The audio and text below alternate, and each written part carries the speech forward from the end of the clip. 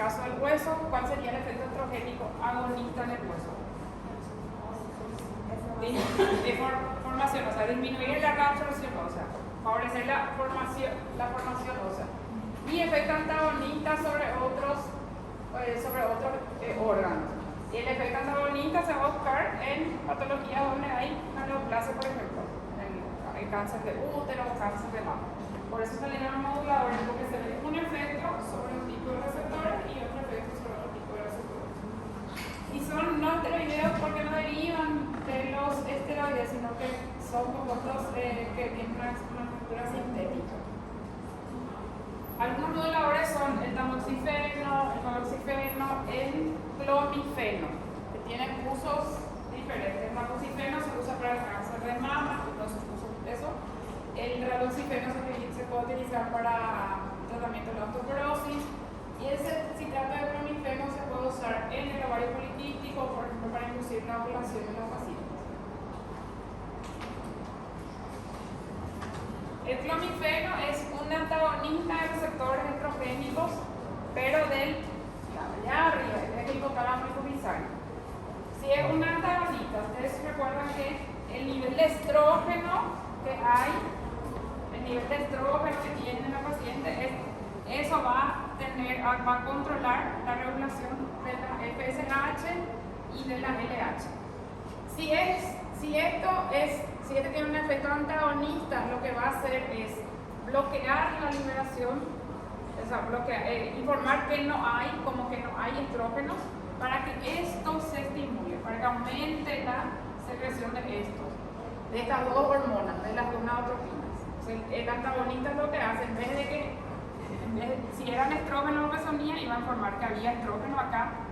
Este medicamento que tiene acción antagonista informa como que no hay. Entonces, ¿qué hace? Se aumenta la secreción de estas hormonas. ¿Para qué? Para principalmente inducir la ovulación en los pacientes. Por eso se puede utilizar para pacientes que tienen resistencia a la ovulación. Este entonces actúa a nivel central, hipotálamo hipófisis. Tamoxifeno actúa a nivel de la mama, también un antagonista de receptores estrogénicos. Y el raloxifeno y vasoxifeno agonista de receptores estrogénicos en el hueso. Esto para bloquear la acción del estrógeno en el cáncer de mama, esto para estimular la secreción de gonadotropinas y esto es para tener un efecto agonista sobre el hueso, o sea, favorecer la formación ósea.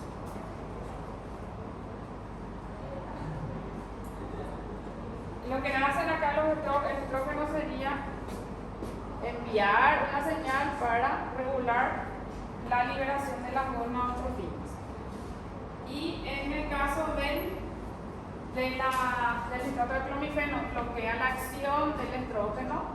Entonces, la señal que llega al hipotálamo en la hipófisis como que no hay estrógenos, aumenta la liberación de hormona liberadora de gonadotropina, aumenta la secreción de FSH y LH. Esto favorece el desarrollo folicular y favorece la ovulación en la paciente. Bloquea la señal estrogénica que inhibe el hipotálamo hipófisis, eso aumenta la secreción de FSH, se estimula el desarrollo de los folículos, aumenta la cantidad de estrógenos y facilita la ovulación en la paciente. Por eso se suele utilizar en pacientes que no ovulan por una disfunción hipotalámica o en las pacientes que tienen resistencia a la ovulación después de dejar los anticonceptivos se puede usar también. La paciente que no ovula por disfunción hipotalámica, entonces se estimula el hipotálamo para que se produzca nuevamente gonadotropinas y se desarrolle el folículo y ocurra la ovulación. El poliquístico también se puede usar, solo que hay riesgo de que aumente más el tamaño de esos quistes también. En pacientes que tienen excesiva producción de andrógeno para aumentar entonces la cantidad de estrógeno y contrarrestar el efecto que se ve en pacientes que tienen aspecto androgénico. Pacientes con anorrea o anovulación después de la utilización de anticonceptivos. Principalmente entonces para aumentar la concentración de hormona folículo estimulante o estrógenos, facilitar la ovulación de los pacientes, recuperar ese eje hipotálamo, hipófisis y ovarios, y en el ovario poliquístico también se puede usar.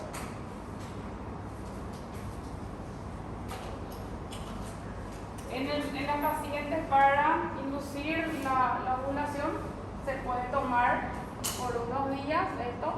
¿Eso qué va a hacer? Va a hacer que aumente la secreción de FSH, que se desarrolla el folículo, y en el periodo que correspondería a la ovulación se mantienen relaciones sexuales para tratar de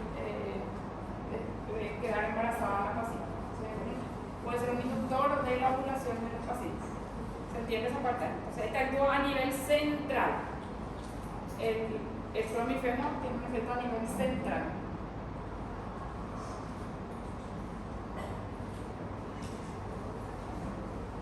Puede producir como reacciones adversas sofocos por su acción una acción que tiene antiestrogénica. Puede producir entonces manifestaciones parecidas a la menopausia.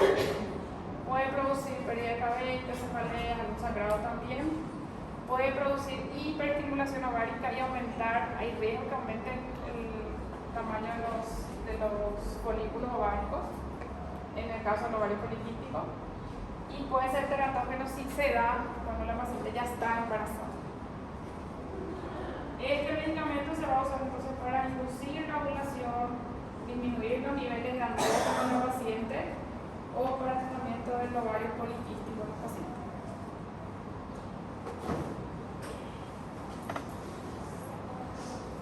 El otro medicamento es el tamoxifeno.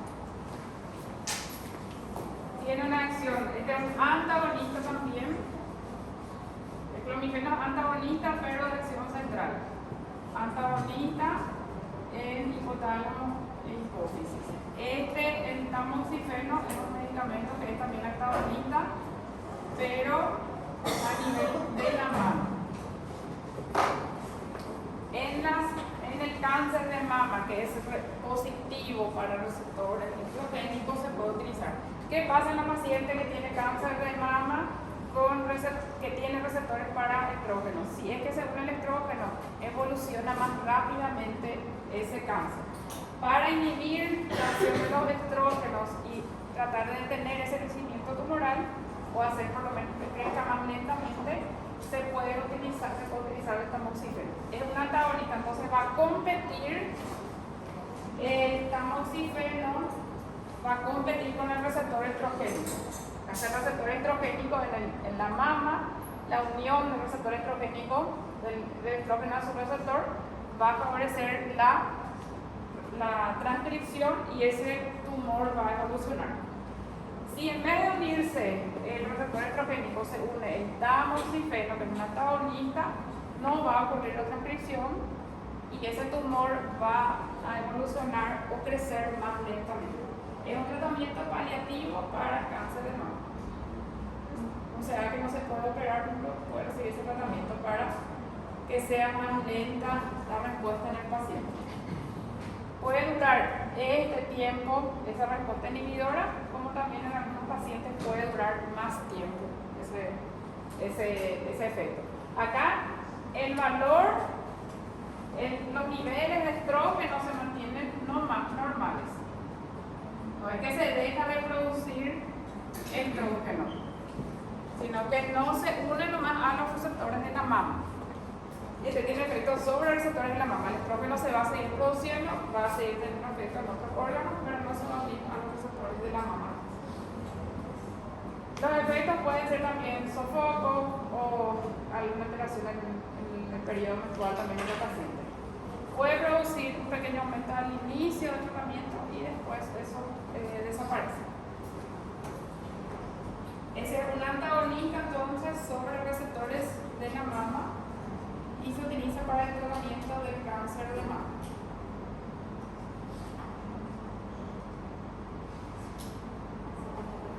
Puede aumentar el riesgo de cáncer de endometrio. ¿Por qué puede aumentar el riesgo de cáncer de endometrio? ¿Qué hormona aumenta el riesgo de cáncer de endometrio?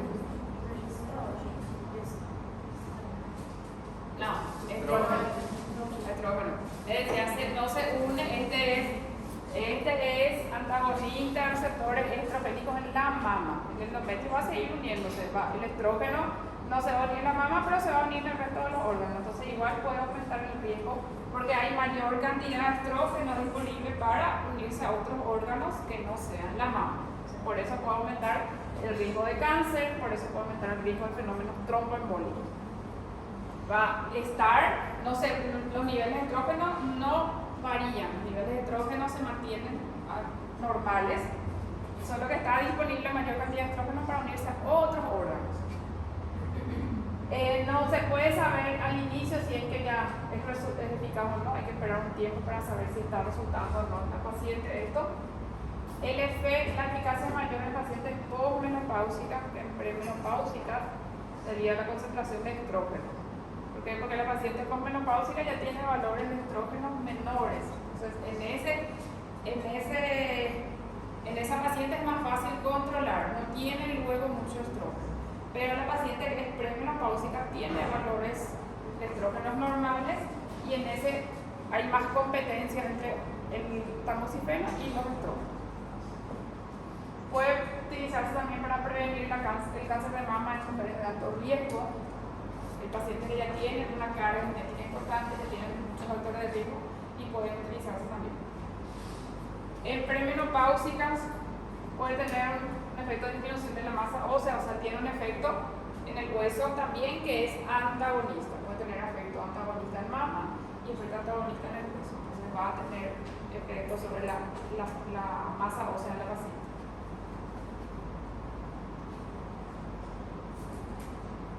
Que se puede unir a receptores del hueso y tener un efecto antagonista también ahí.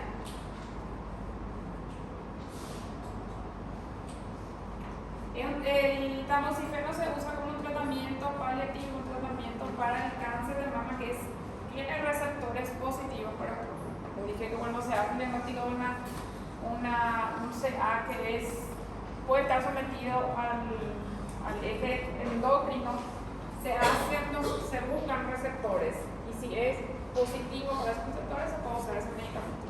Si no es positivo, no tiene receptores para el cáncer, no tiene receptores para el estrógeno, no va a tener sentido utilizarlo. El raloxifeno es un agonista sobre el hueso y antagonista sobre los receptores estrogénicos. Este tiene efectos diferentes sobre el hueso agonista y antagonista estrogénico sobre la mama. Puede utilizarse para pacientes con riesgo de cáncer de mama y también se puede utilizar para el tratamiento de la osteoporosis. No es nomás la primera línea de tratamiento, hay otros medicamentos que se pueden utilizar inicialmente en la osteoporosis, pero también puede servir este medicamento para la osteoporosis. Tiene un efecto agonista en el hueso, quiere decir que va a favorecer la formación ósea y disminuir la destrucción del hueso.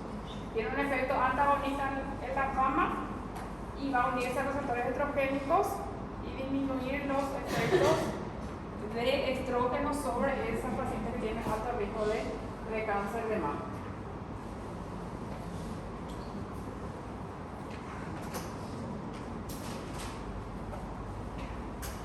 En el caso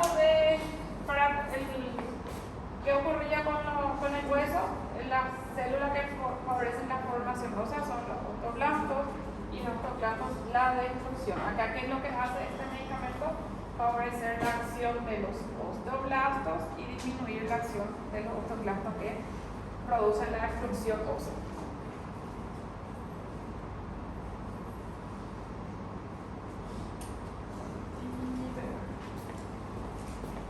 Este es antagonista de la mama, o sea, principalmente se utiliza para cáncer de mama. El raloxifeno es antagonista en mama y agonista en hueso. Entonces se puede usar para la osteoporosis y se puede usar para pacientes con riesgo de CA de mama. Después está otro modulador que es también el base de oxígeno, que es agonista también sobre receptores del hueso y antagonista en útero y mama. O sea, tienen un efecto en el hueso y en útero y mama tienen otro efecto.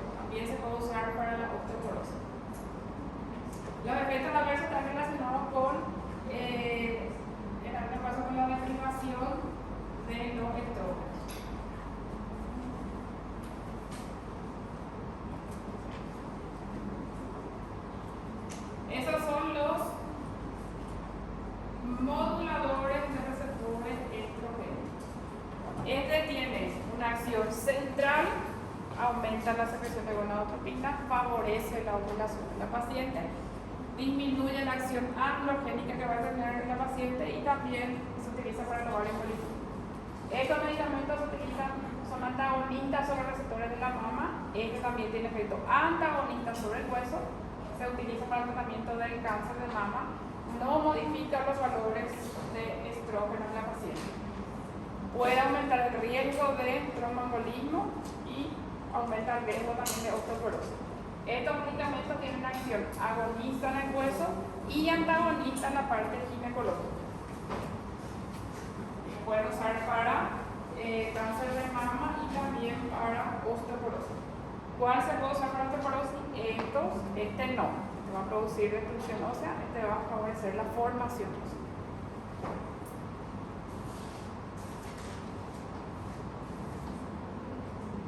¿Alguna pregunta?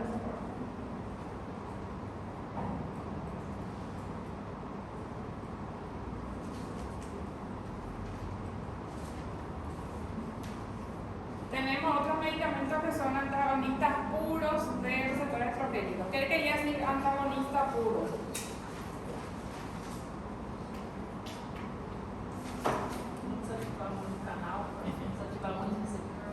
Para tener su acción, ¿sí? Y solo tienen acción antagonista. El otro, lo que son agonista, tienen, por supuesto, acción agonista y antagonista. Este tiene solo efectos antagónicos, no va a tener ningún efecto agonista. Antagonista puro no necesitan irse a muchos receptores para tener su mayor acción.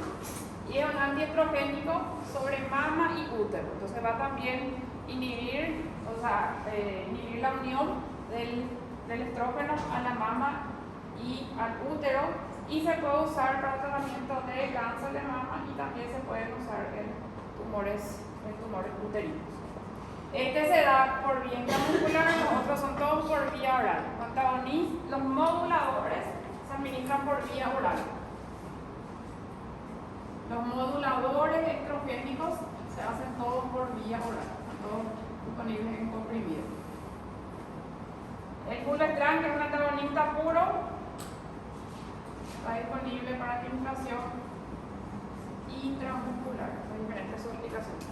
Una vez por mes se aplica a la paciente y puede producir deprivación estrogénica y por eso se ven sofocos en esa paciente. Se usa para el cáncer de mama y para se puede utilizar también el cáncer de útero. Inyectable, se aplica por vía intramuscular.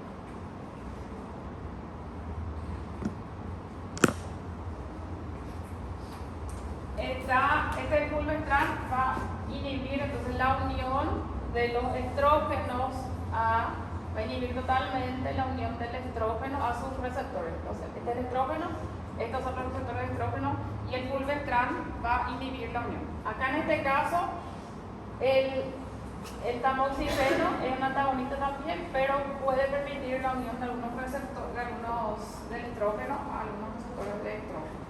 Este tiene una acción más potente, entonces, el fulvestrant. Por otro ahí,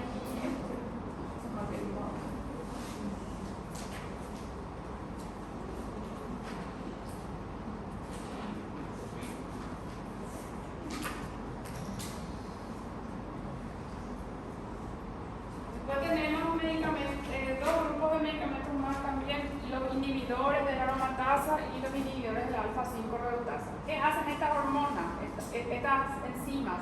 La alfa-5 reductasa convierte la testosterona en dihidrotestosterona. La hidrotestosterona es más potente en algunos tejidos, tiene una acción más potente en algunos tejidos, y hay tejidos que están sometidos a la acción de esta. Se puede utilizar este medicamento, o sea, un inhibidor de alfa-5 reductasa, si queremos disminuir los niveles de esta hormona que es más potente. En el caso de la aromatasa, es una enzima que convierte la testosterona en estradiol. O sea, directamente se puede, por la acción de esta enzima, se puede convertir testosterona en estradiol. Si nosotros queremos disminuir los niveles de estrógeno, podemos utilizar un inhibidor de la aromatasa. En este caso, el medicamento disminuye los niveles de estrógeno, a diferencia de estos que solo antagonizan la unión del estrógeno. Acá, con un inhibidor de la aromatasa, los valores de estrógeno sí disminuyen, porque está inhibiendo la conversión de testosterona a estrógeno. Entonces, los valores o el nivel de estrógeno en sangre va a disminuir.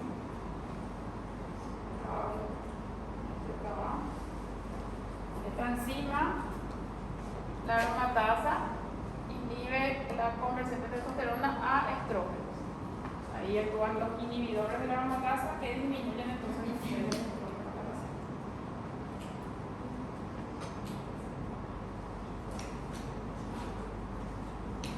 Acá está la aromatasa también, la formación de estrógeno a testosterona, de testosterona a estrógeno. Los inhibidores de la aromatasa van a disminuir entonces los niveles de estrógeno en la paciente. ¿Para qué entonces pueden servir también? ¿Para qué tipo de enfermedad?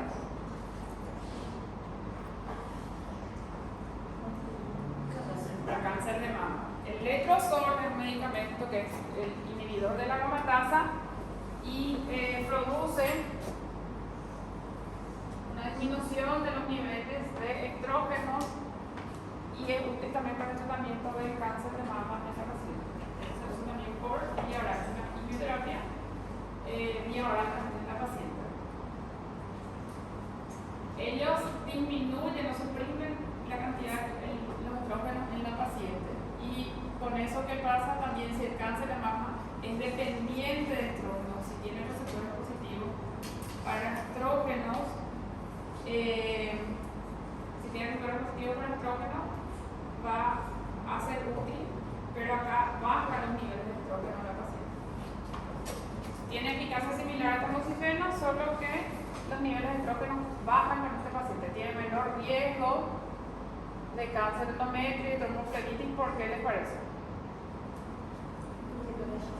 Porque bajan los niveles de estrógeno, entonces disminuye la estimulación del endometrio por el estrógeno, y también por disminuir el riesgo, los niveles de estrógeno disminuye el riesgo de tromboflebitis, pero aumenta el riesgo de fracturas óseas.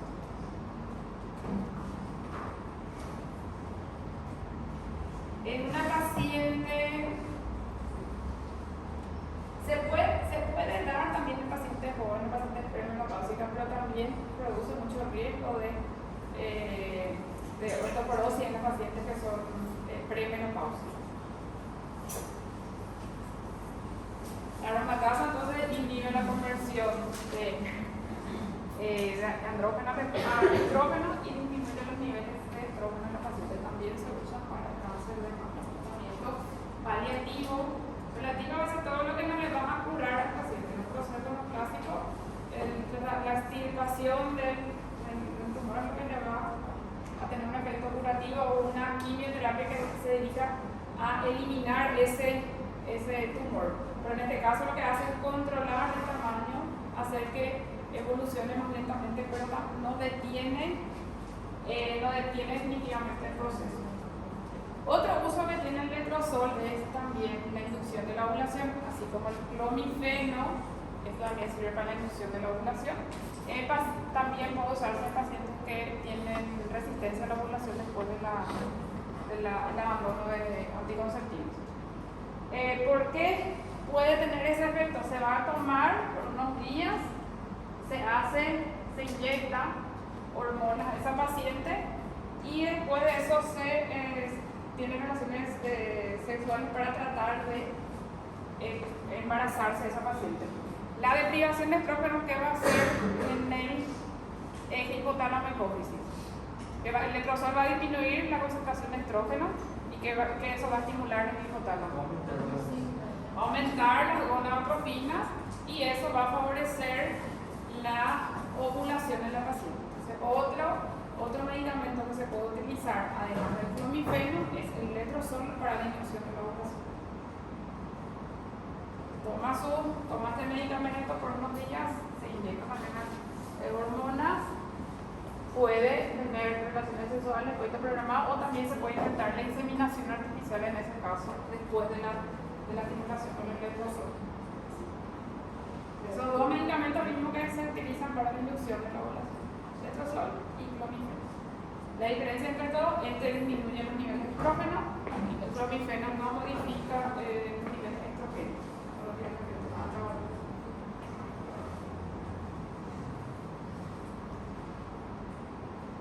Hasta ahí son medicamentos que tienen acción sobre los niveles de estrógeno. Los moduladores, que pueden ser agonistas sobre unos tejidos y antagonistas sobre otros tejidos. Los antagonistas puros y los inhibidores de la aromatasa. Después tenemos medicamentos que tienen acción antiandrogénica, que son los antagonistas de receptores androgénicos y los inhibidores de la alfa-5 reductasa. Antagonistas, a la vez, no modifican los valores de los andrógenos, no van a modificar los valores de la testosterona, y el inhibidor de la alfa-5 reductasa sí puede modificar los niveles de DHT, porque que hacía la alfa-5 reductasa era favorecer la conversión de testosterona en DHT, que es más activa sobre algunos receptores globónicos. La bicalutamida, que es antagonista del receptor androgénico, solo pelea, compite con la testosterona por la unión a los receptores, la bicalutamida. Y ese medicamento se administra por vía oral. Se utiliza para el tratamiento del cáncer de próstata, que también es positivo a receptores, y lo que va a inhibir entonces la unión de la testosterona de los andrógenos a sus receptores. Desde que se una los andrógenos a unir la bicalutamida. ¿Qué efecto van a tener las hormonas masculinas sobre el cáncer de próstata? Aumentar el cáncer de próstata, aumentar el tamaño de ese cáncer. Entonces se utiliza para detener también el crecimiento, hacer que sea más lento. También es un movimiento paliativo.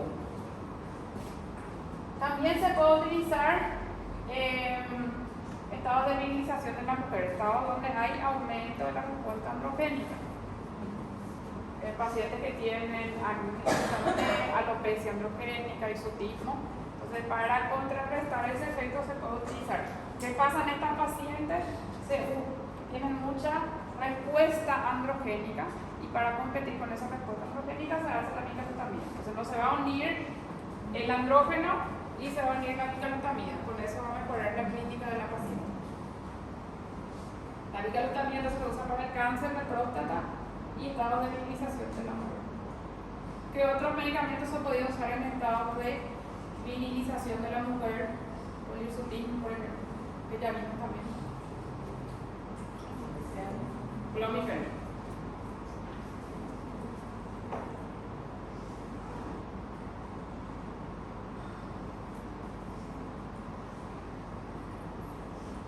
Y el otro medicamento, que es la finasterida, que es inhibidor de la alfa-5 reductasa, disminuye entonces la conversión de testosterona a dihidrotestosterona. Esta es más potente en algunos tejidos. Esta enzima es la responsable de la producción de la dihidrotestosterona. Si le damos un inhibidor, disminuimos los niveles de DHT. La finasterida se utiliza en dos casos. Se utiliza para la hiperplasia prostática benigna, y la alopecia masculina también se puede utilizar. En la próstata responde más a la forma de testosterona, la que responde más es a la DHT. Si se une DHT a la próstata, aumenta de tamaño, entonces favorece el crecimiento de la próstata. Si nosotros inhibimos o disminuimos los niveles de DHT en este paciente, ese crecimiento va a ser más lento, o se va a bloquear ese crecimiento en el paciente. En la alopecia masculina también se puede utilizar, porque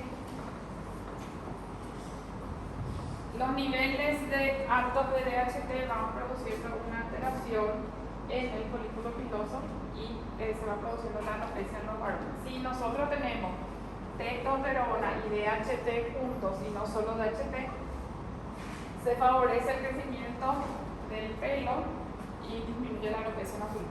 Para el tratamiento de la alopecia masculina se puede utilizar este medicamento. Se puede utilizar en algunos casos en mujeres postmenopáusicas, pero no menopáusicas, porque pacientes que están en edad fértil no se recomienda su utilización. En la próstata responde mucho a la dihidrotestosterona, a la DHT. ¿Qué va a pasar si se estimula? Va a aumentar de tamaño esa próstata. Para disminuir ese tamaño o para hacer que no aumente más, se puede administrar la finasterida o finasteride y se va a controlar el tamaño de la próstata con eso. Ese es un medicamento hormonal que vimos. Hay otro medicamento que ya habíamos visto que se puede utilizar en la hiperplasia prostática, que era bloqueante alfa adrenérgico, porque hay también receptores adrenérgicos en la próstata, que en ese caso el efecto no era directamente sobre el tamaño, sino que era sobre la contracción. Se disminuía la contracción y favorecía la diuresis en el paciente. Este es algo con efecto hormonal. La finasterida entonces sirve para la alopecia masculina y la hiperplasia prostática. ¿Para qué sirven estos medicamentos? Tienen que recordar ustedes.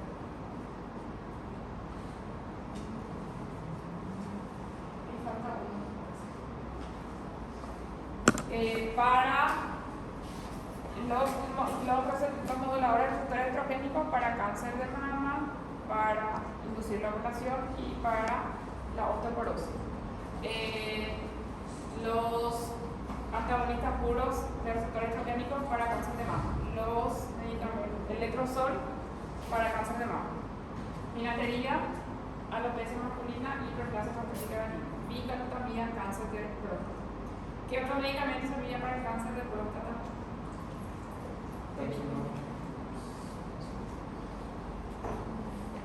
¿Cuál es la hormona femenina serviría para el cáncer de próstata? No recuerdo.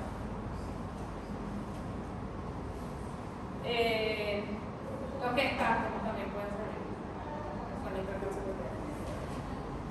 Porque en vez de que sea esos receptores tienen, en vez de que sea un receptor androgénico, se puede unir una hormona femenina que disminuye también el riesgo disminuye la evolución de ese cáncer de próstata. Y por último, de esta parte, tenemos los moduladores del receptor de progesterona. Ulipristal, ¿en qué parte vimos recién?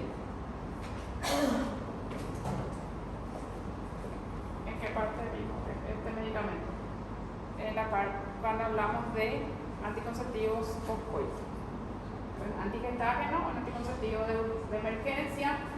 La mifepristona también puede servir como un anticonceptivo de emergencia, pero principalmente se utiliza para la inducción del aborto en la paciente.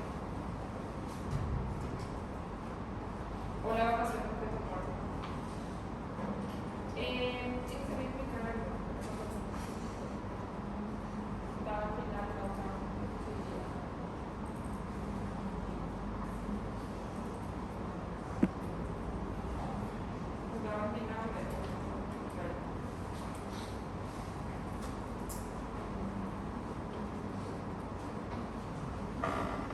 Los antagonistas de receptores o moduladores de receptores de progesterona son dos, la mifepristona y el ulipristal.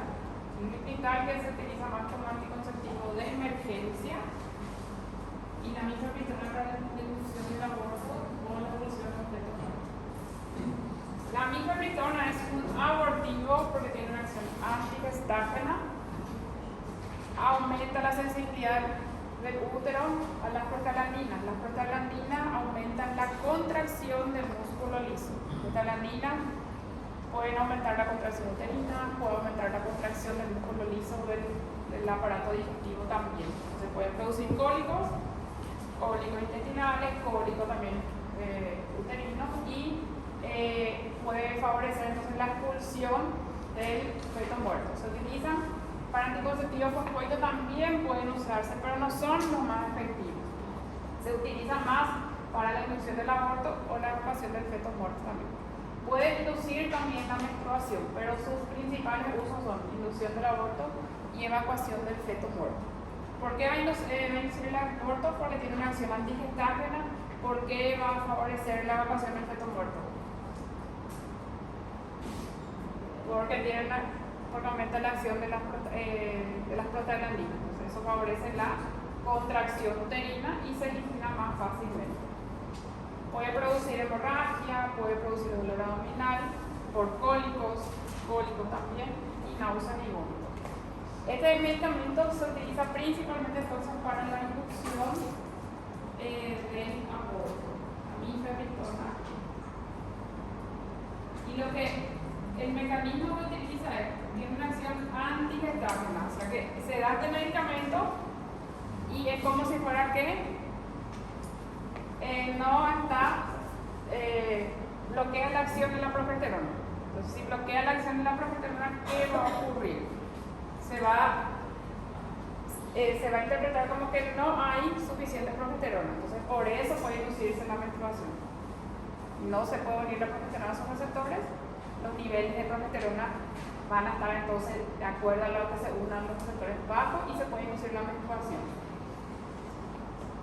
Como anticonceptivo poscoito también se puede utilizar, y en la inducción del aborto, ¿por qué les parece que va a producir esa inducción del aborto?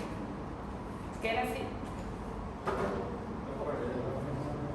Porque acá dice que compite con la progesterona. ¿Cuál era la hormona que era necesaria que esté en buena cantidad para que se produzca la implantación? Era la progesterona. Entonces, si la progesterona no se une a sus receptores y se une un antagonista, se va a inducir el aborto por eso. Va a favorecer, dificultar la implantación del óvulo fecundado y va a aumentar la contracción también de la contracción uterina por aumentar la respuesta al prostaglandina. Se usa más como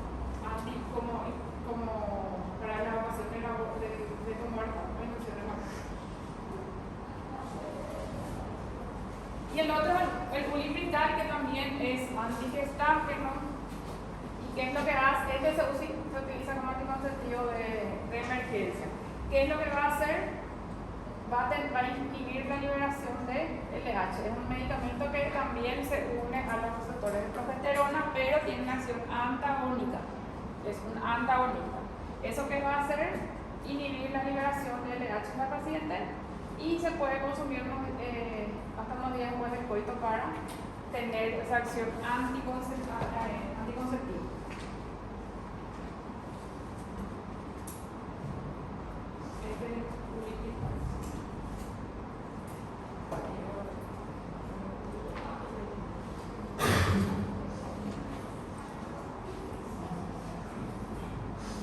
Ahí vimos los derivados de la progesterona, los moduladores de progesterona, los moduladores estrogénicos también.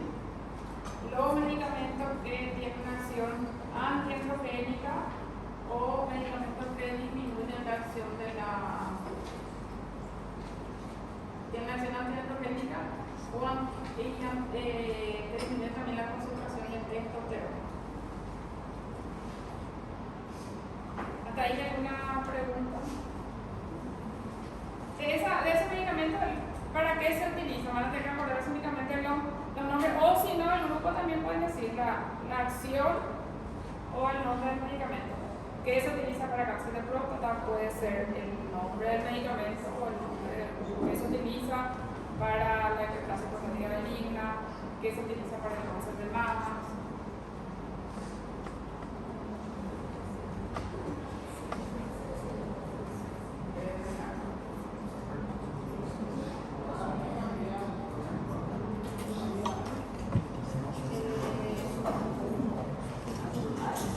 Este era algo que se está intentando desarrollar anticuerpos para destruir y movilizar los espermatozoides, pero todavía no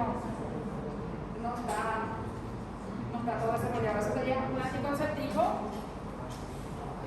masculino. Sobre la efectividad, ¿cuáles son los anticonceptivos que son de mayor efectividad? Nosotros dijimos que el que tiene una acción inminentemente anovulatoria, ¿cuáles eran? ¿Cuáles que tienen una acción principalmente anovulatoria?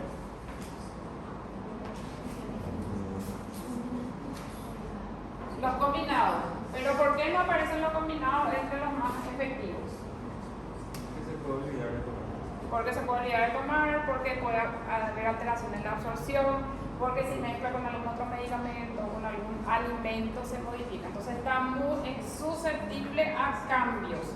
Los niveles hormonales de lo que el paciente tiene que tomar es susceptible a los cambios. También estos dispositivos, los parches, si no se aplica bien, si no se cambia cuando tiene que cambiarse. Lo mismo con el anillo vaginal y los inyectables. ¿Cuáles son tienen valores más constantes o están sometidos más difícilmente a modificaciones? Son los dispositivos que son de mayor tiempo. Los implantes, no hay muchos factores que puedan variar la liberación de los implantes. En el caso del DIU, en el caso también, en el caso del DIU que es de cobre o también el DIU con hormonas. Entonces los dispositivos que duran más tiempo porque no están sometidos a mucha variación son los más útiles, tienen mayor efectividad. A pesar de que el mecanismo de acción de la Mirena, ¿cuál era? Acción principalmente la acción antiimplantatoria, en el caso de la Mirena. No inhibe la ovulación. Este sí puede inhibir la ovulación, pero esta principalmente acción antiimplantatoria, pero como no está sometido a variaciones, no va a variar, no va a depender de lo que coma, de lo que se olvide. Algunos pacientes la liberación de esa hormona son más efectivos. Porque se puede olvidar, porque se puede absorber menos, porque puede tener interacción con otras sustancias, son menos efectivos. Los dispositivos que son no permanentes pero que duran más tiempo son los que tienen mayor efectividad. Está el intramuscular, después lo que son de cambio más frecuente. Los anillos vaginales, los comprimidos y los parches.